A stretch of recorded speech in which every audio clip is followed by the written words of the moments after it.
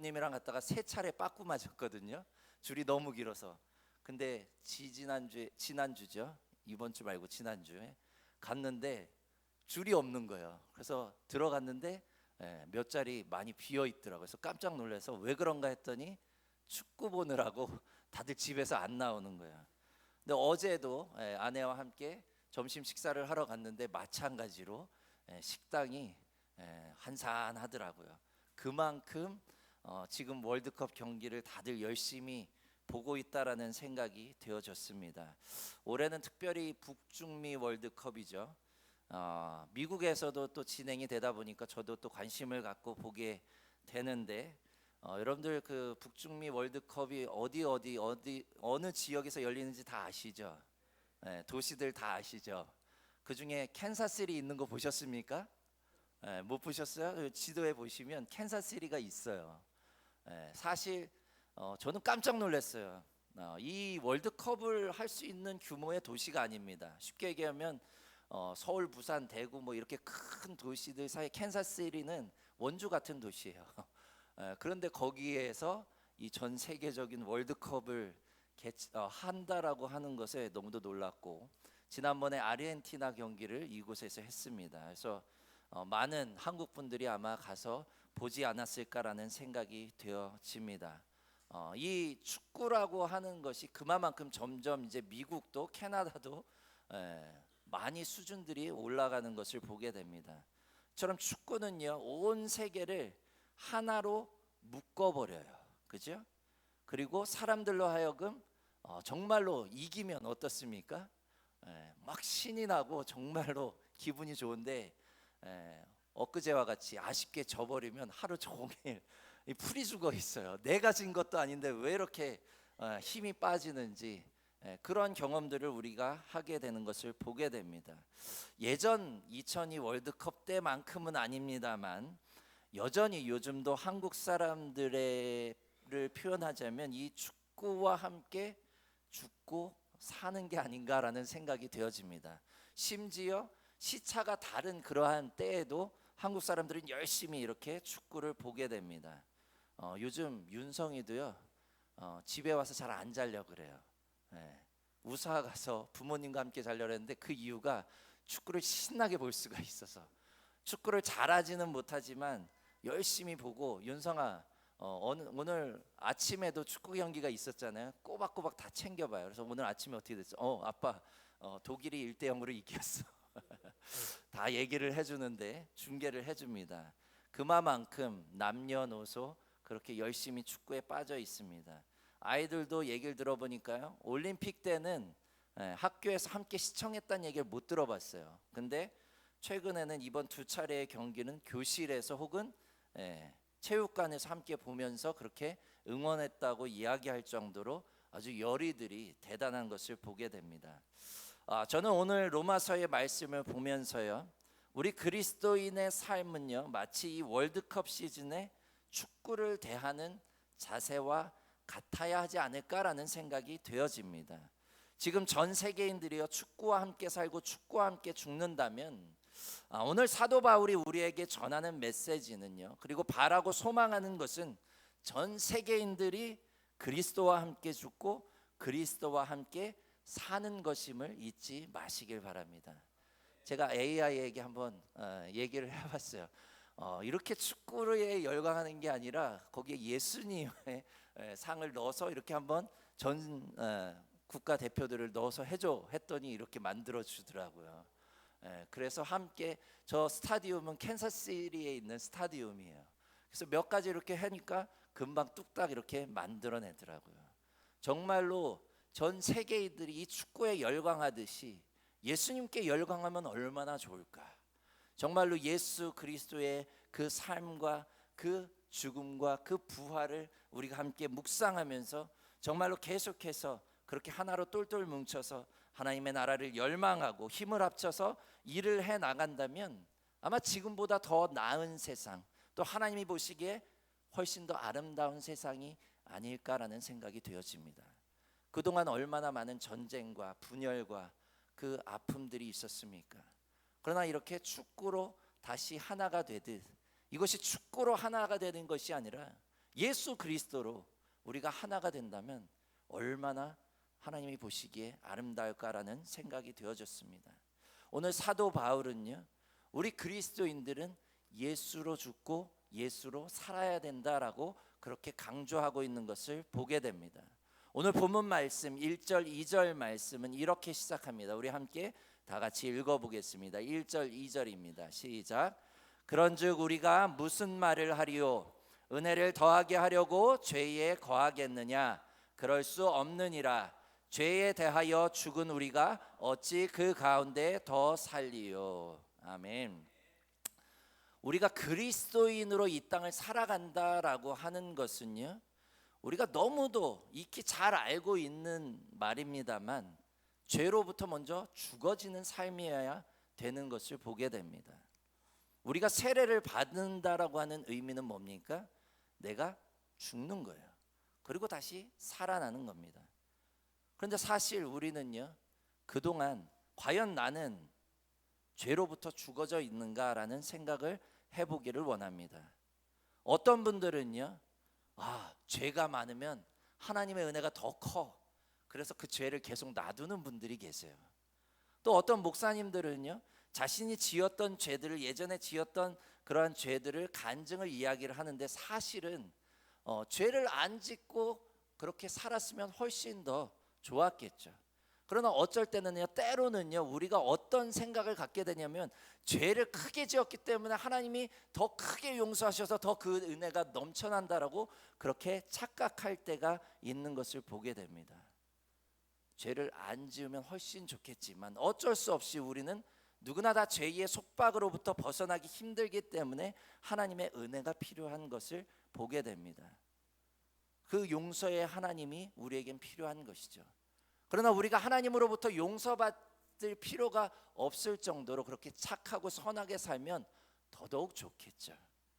그런데 우리는요, 때로는요, 하나님의 은혜를 간구하다 보니까 하나님이 용서해 주실 거야, 하나님이 이번에 더 큰 은혜를 허락하실 거야 라고 생각하며 그 죄를 그냥 놔두는 경향이 있습니다. 거기에 대해서 오늘 사도 바울은 뭐라고 이야기를 합니까? 세번역 성경에 보면 이렇게 기록해요. 그러면 하나님의 은혜를 더 받으려고 계속 죄를 지어야 하겠습니까? 결코 그럴 수 없습니다. 이미 죄에 대하여 죽은 우리가 어떻게 죄 가운데 그대로 살 수 있겠습니까? 여러분은 그리스도 예수님과 연합하는 세례를 받은 우리가 그분과 함께 죽었다는 사실을 모르십니까? 라고 그렇게 사도 바울은 반문합니다. 예수님과 함께 죽고 산다는 것은요, 그분과 함께 먼저 죄에 대해서 죽었다라는 것을 의미합니다. 우리가 세례를 받음과 동시에 우리는 이제 죄로부터 멀어지는 삶을 살아야 되는 의무가 주어지는 것이고요, 하나님의 은혜는요, 죄가 아닌 예수 그리스도를 믿는 그 믿음 가운데 주어지는 은혜임을 깨달으시길 바랍니다. 그리고 우리가 여기서 말하는 죽음이라고 하는 것은요, 여러분들 반쯤 죽었다라고 하는 것 보셨어요? 죽음이라고 하는 것은요, 완전히 죽는 겁니다. 완전히 죽은 상태를 말하는 것입니다. 오늘 본문 말씀 4절 말씀에도 이렇게 기록합니다. 함께 읽겠습니다. 그러므로 우리가 그의 죽으심과 합하여 세례를 받음으로 그와 함께 장사되었나니. 어떻게 되었다고요? 장사되었다는 거예요. 완전히 죽었다는 거예요. 오늘 사도 바울이 증거하는 예수 그리스도와 함께 죽었다라고 하는 것은요, 완전히 죽는 거예요. 온전히 죽는 겁니다. 그러나 오늘날 많은 그리스도인들 가운데 양다리를 걸치는 분들이 상당히 많이 있습니다. 죽은 건지 살은 건지 몰라요. 죽은 척하고 있어요. 여전히 예수를 믿는다고 하면서도 자신의 유익을 계속해서 구하고요, 여전히 자신을 죽이거나 비우지 않고 그냥 예수와 함께 살기를 바라는 사람들이 많이 있습니다. 그 결과 오늘날 많은 믿지 않는 사람들이 뭐 예수 믿는 사람이 저래 라고 하는 표현들을 하게 됩니다. 혹은 반대로요, 죽은 척하면서 살다 보니까 내가 예수를 믿는 것을 당당히 내세우지 못하고요, 그저 안 믿는 사람처럼 그렇게 행하는 일들이 일어나는 것들을 보게 됩니다. 내가 예수를 믿기를 결단하고요, 세례를 받고 그리스도인이 되었다라고 하는 것은 무엇이라고요? 완전히 예수와 함께 죽는 거예요. 장사되는 겁니다. 이전에 그 나의 모습들과 이전에 나의 그러한 행하던 것들은 다 버려야 되는 줄 깨달으시길 바랍니다. 그렇게 온전히 우리는 죽어져야지만 새로운 삶이 있는 거예요. 여러분도 한번 생각해 보십시오. 내가 신앙생활을 하고 30년 40년 신앙생활을 하는데 왜 변화가 없습니까? 왜 내 삶 가운데 하나님의 축복이 없습니까? 왜 풍성한 삶이 이루어지지 않습니까? 그 이유는 간단합니다. 첫 단추부터 잘못 끼웠기 때문이에요. 내가 온전히 죽어지지 않았기 때문이에요. 여전히 내가 예수를 믿는다고 하고 예수님을 따른다고 하지만 여전히 계속해서 나는 내 의지대로 살아가고 있거든요. 여전히 나는 죽은 척하면서 그렇게 따라가고 있거든요.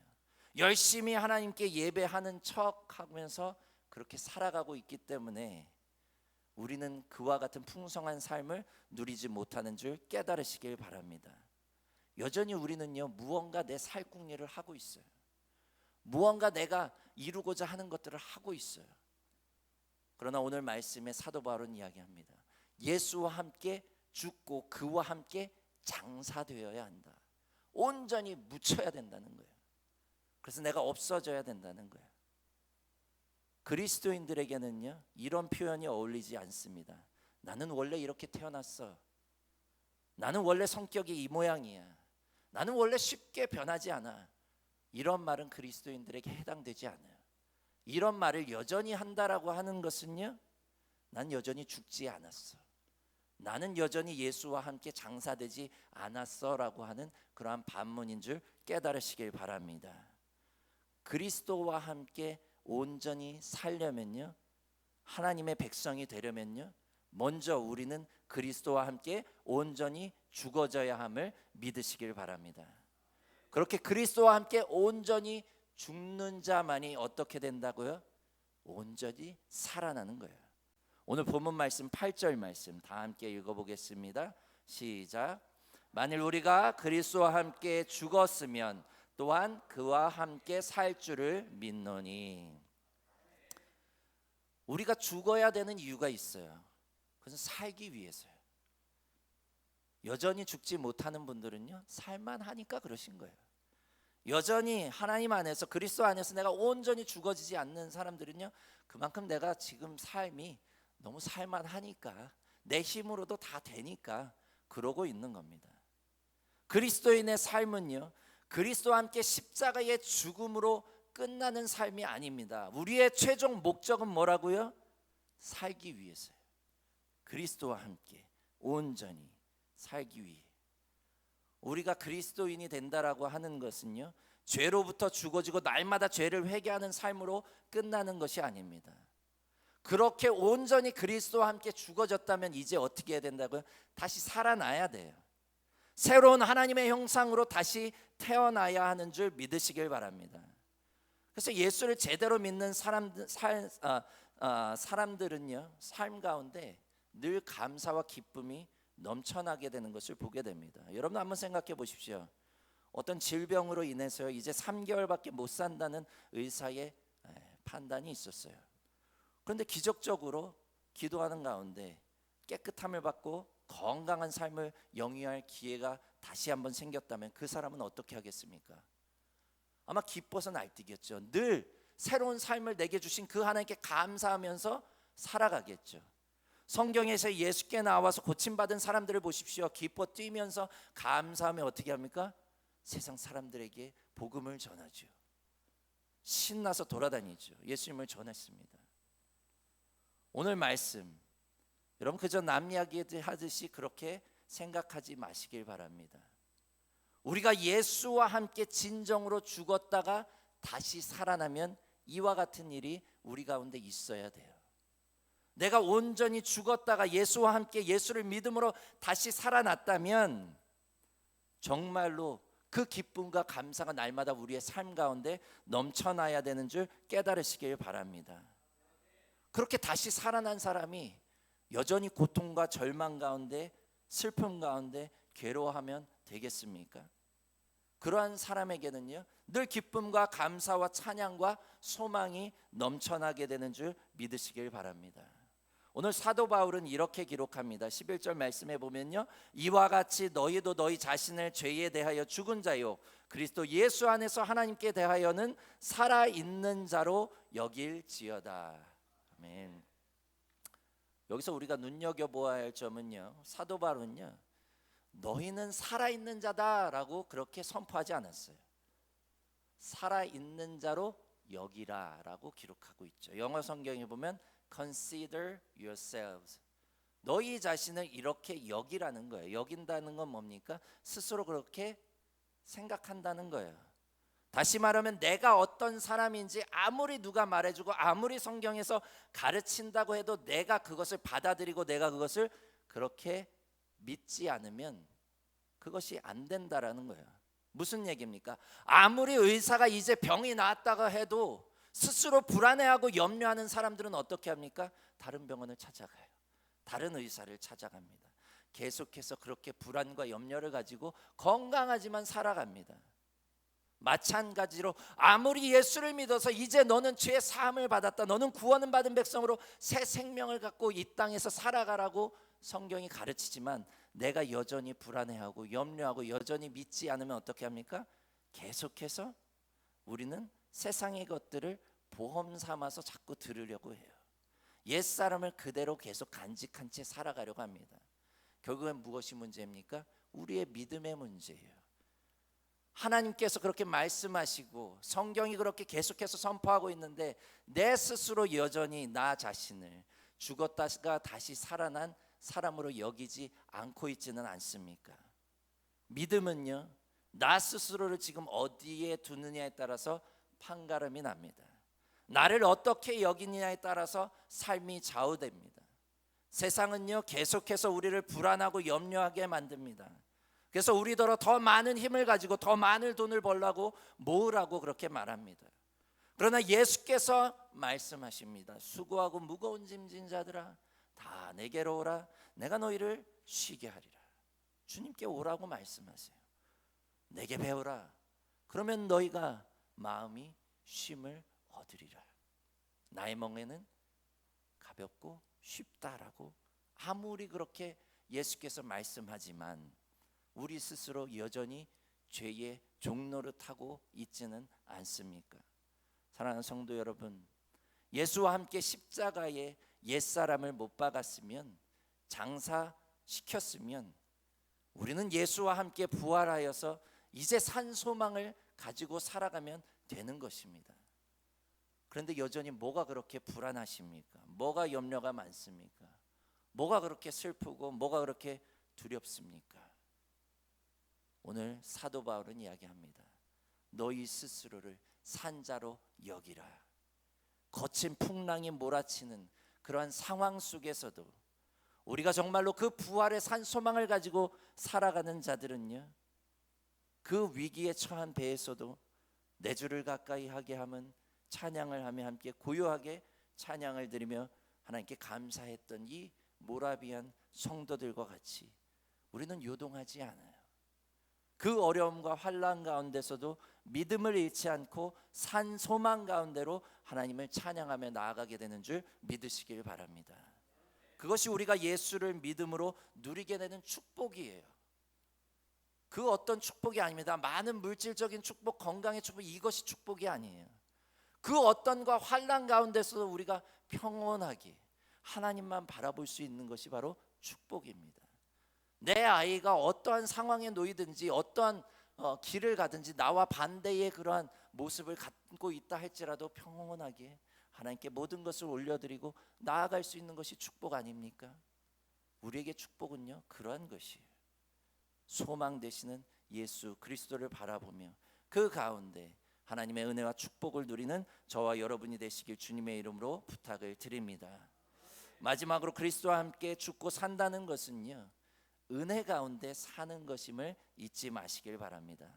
오늘 본문 말씀 14절 말씀 다 함께 읽어보겠습니다. 14절 시작. 죄가 너희를 주장하지 못하리니 이는 너희가 법 아래에 있지 아니하고 은혜 아래에 있음이라. 아멘. 사실 많은 분들이 이렇게 말합니다. 목사님, 누가 그거 몰라서 그렇게 합니까? 마음같이 잘 안 돼서 그러는 거 아닙니까?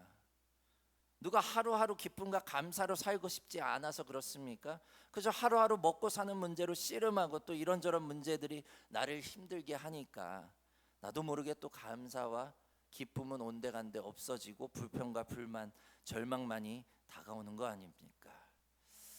사실 이해가 갑니다.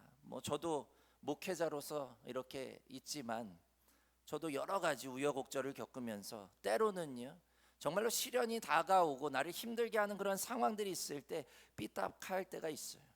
계속해서 그런 어려움들이 해결이 안 될 때는 하나님께 억울하다며 해대고 싶을 때가 있습니다. 근데 오늘 말씀을 읽으면서요, 이론적으로는 너무 잘 알겠는데 대체 그래서 어떻게 이거를 해결할 수 있습니까? 근데 오늘 사도 바울은요 그 방법을 제시하고 있어요. 오늘 사도 바울은요 이렇게 하라고 이야기를 하고 있습니다. 우리의 의지와 의리의 노력으로 안 되는 걸 알고 있어요. 그래서 죄로부터 벗어나고 부활과 산 소망으로 나아가는 방법을 제시합니다. 본문 13절 말씀 함께 읽어보겠습니다. 13절 시작. 또한 너희 지체를 불의의 무기로 죄에게 내주지 말고 오직 너희 자신을 죽은 자 가운데서 다시 살아난 자 같이 하나님께 드리며 너희 지체를 의의 무기로 하나님께 드리라. 아멘. 한글 성경에 보면 명확하게 표현되어 있지 않습니다만 영어 성경에 보면 이렇게 기록되어 있어요.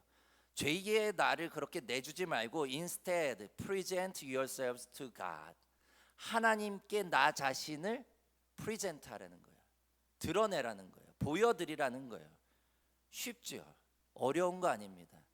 그냥 그러한 상황 속에서 어려움 가운데 혹은 내가 정말로 죄로 갈 것 같은 혹은 내 마음이 계속 그런 상황에서 어떻게 하라고요?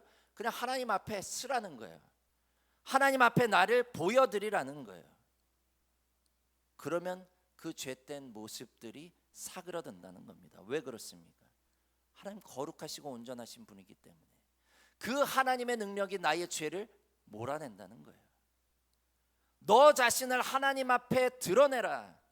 다시 말하면 할 수 있는 한 자주 하나님 앞에 나 자신을 드러낼 때에 우리의 죄는 없애지고 나의 욕심과 욕망은 점점 더 물러나고 하나님의 그 거룩하심 같이 우리도 거룩하게 됨을 깨달으시길 바랍니다. 최대한 자주 우리가 할 수 있는 대로 하나님 앞에 우리를 노출시키라는 거예요. 하나님께 기도하는 시간이 되었든 하나님의 말씀을 묵상하는 시간이 되었든 찬양을 듣는 시간이 되었든 예배의 시간이 되었든 소위 웨슬리 목사님이 말하는 은혜 받을 수 있는 모든 수단을 동원해서 최대한 많이 나를 참여시키고 노출시킬 때 우리의 죄된 모습들은 점점 줄어들고 우리의 인격과 삶이 하나님과 같이 거룩하게 되는 줄 믿으시길 바랍니다. 우리의 착각과 오만이 무엇입니까? 내가 할 수 있다라고 생각해요. 절대 내가 할 수 없습니다. 내 의지대로 절대 할 수 없어요. 아무리 내가 그렇게 살려고 노력해도 우리는 안 돼요. 그래서 오늘 사도 바울과 그리고 웨슬리 목사님이 우리에게 이야기하는 것은 내가 할 수 있는 건 한 가지야. 최대한 은혜의 자리에 너를 노출시켜 하나님께 너를 드러내. 최대한 내가 할 수 있는 대로 자주 하나님께 너를 드러낼 때에 그 하나님의 거룩하심이 우리를 거룩하게 하는 줄 깨달으시길 바랍니다. 이것이 바로 사도 바울이 말하는 은혜 아래에 있는 삶이에요. 그리고 또 사도 바울은 말합니다. 너희 자신을 옳은 일을 위해 사용되는 뭐로 드리라고요? 무기로. 웨펀이라고 기록되어 있어요. 그만큼 전쟁 같다는 거예요. 죄의 노예로 사느냐 부활의 신앙인으로 사느냐는 전쟁과 같은 거예요.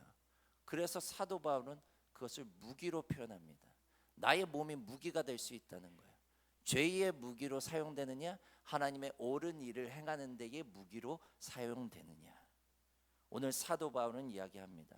자꾸 내가 그러한 죄의 무기로 사용되는 것을 겁내고 두려워하는 거기에 잠식될 것이 아니라 반대로 나를 들여 옳고 의로운 일에 선하게 쓰일 수 있도록 드리라는 말씀을 하고 있는 줄 깨달으시길 바랍니다.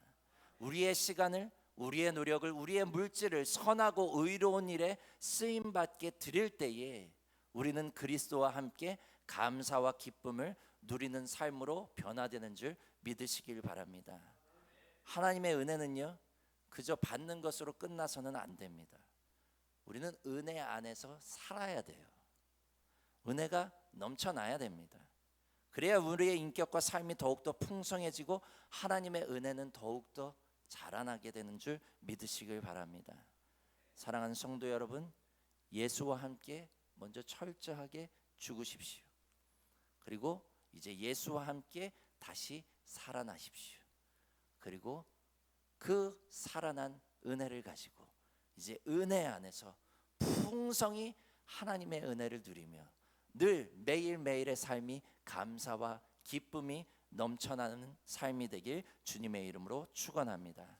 기도하겠습니다. 하나님, 우리의 힘과 의지로는 죄로부터 우리를 끌어낼 수 없고, 또한 우리의 여전히 욕심과 욕망과 불안과 염려가 올라옴을 이 시간 고백합니다. 하나님, 그러한 순간에 오늘 말씀을 기억하길 원합니다. 너의 몸을 하나님께 최대한 자주 드러내라고, 하나님께 나를 드러내길 원합니다. 하나님 앞에 나를 내어드려서 정말로 그 순간 내 의지와 노력이 아닌 하나님의 그 거룩하심이 내 안에 자리하여서 그 하나님의 거룩하심을 통하여서 우리가 죄를 물리치게 하여 주시옵소서. 그리고 하나님, 그 하나님의 거룩하심 안에 우리가 기쁨과 감사의 삶을 누리길 원합니다. 그 은혜의 자리에 날마다 우리를 초대하여 주시옵시고 은혜 안에 거하는 그러한 삶으로 우리를 인도하여 주시옵소서. 그러한 풍성한 삶이 우리의 삶 가운데 날마다 펼쳐지게 하여 주시옵소서. 감사드리며 예수 그리스도의 이름으로 기도드렸사옵나이다. 아멘.